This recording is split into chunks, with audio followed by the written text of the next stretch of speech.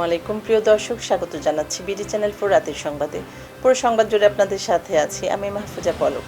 শুরুতেই জানিয়ে দিচ্ছি আলমগীর হোসেন সিটি সংবাদ শিরোনাম।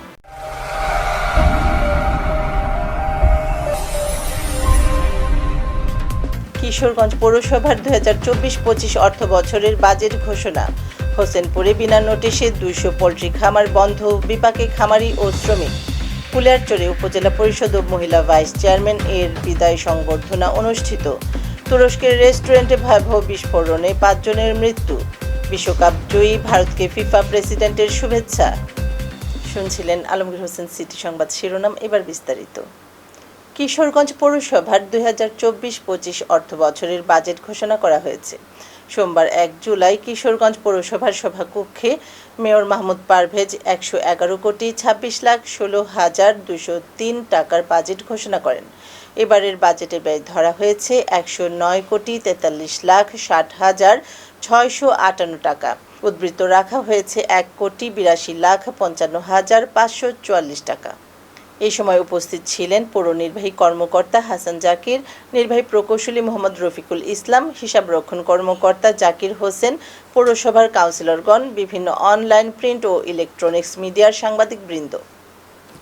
কিশোরগঞ্জের হোসেনপুরে স্বনামধন্য আফতাব বহুমুখী ফার্মের আওতাধীন 20টি পোল্ট্রি খামার বিনা নোটিশে হঠাৎ বন্ধ করে দিয়েছে কর্তৃপক্ষ। এতে চরম বিপাকে পড়েছেন ওইসব পোল্ট্রি খামারের সাথে জড়িত মালিক ও শ্রমিক কর্মচারী। তাই ভুক্তভোগীরা সংশ্লিষ্ট ঊর্ধ্বতন কর্তৃপক্ষের সুদৃষ্টি কামনা করে জরুরি প্রতিকার দাবি করেছেন। কিশোরগঞ্জের কুলিয়ারচরে উপজেলা পরিষদের চেয়ারম্যান আলহাজি ইয়াসির মিয়া ও মহিলা ভাইস চেয়ারম্যান সাইদা খানম মুক্তার বিদায় সংবর্ধনা অনুষ্ঠিত হয়েছে। আজ দুপুরে উপজেলা অডিটোরিয়ামে উপজেলা প্রশাসন ও উপজেলা পরিষদ কর্তৃক আয়োজিত বিদায় সংবর্ধনা অনুষ্ঠানে উপজেলা নির্বাহী কর্মকর্তা ফারজানা আলমের সভাপতিত্বে প্রধান অতিথি হিসেবে উপস্থিত ছিলেন উপজেলা পরিষদের বিদায়ী চেয়ারম্যান আলহাজি ইয়াসির মিয়া। এবার জীবনদীপ হেলথ সেন্টার আন্তর্জাতিক খবর।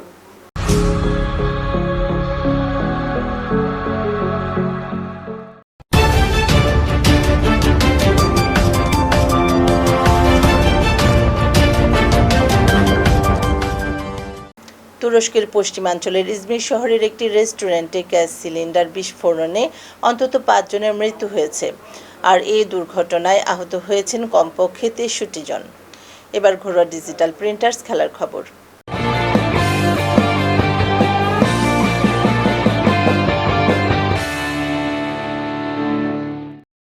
দ্বিতীয়বারের মতো টি-20 বিশ্বকাপ জিতে পুরো দেশে চলছে এখন আনন্দ উৎসব। সেই আনন্দে যেন ভাগ বসালেন ফুটবলের সর্বোচ্চ নিয়ন্ত্রক সংস্থার ফিফার সভাপতি জিয়ান্নি ইনফান্তিনো। ফুটবলের মানুষ হলেও ক্রিকেটের খোঁজটাও যে তিনি রাখেন। ভারত বিশ্বকাপ জেতায় তাদেরকে শুভেচ্ছা জানিয়েছেন ফিফার এই সভাপতি। দর্শক, এই ছিল বিডি চ্যানেল 4 রাতের সংবাদ। সকলকে পরবর্তী সংবাদ দেখার আমন্ত্রণ জানিয়ে এখানে বিদায় নিচ্ছি। আপনারা ভালো থাকুন, সুস্থ থাকুন।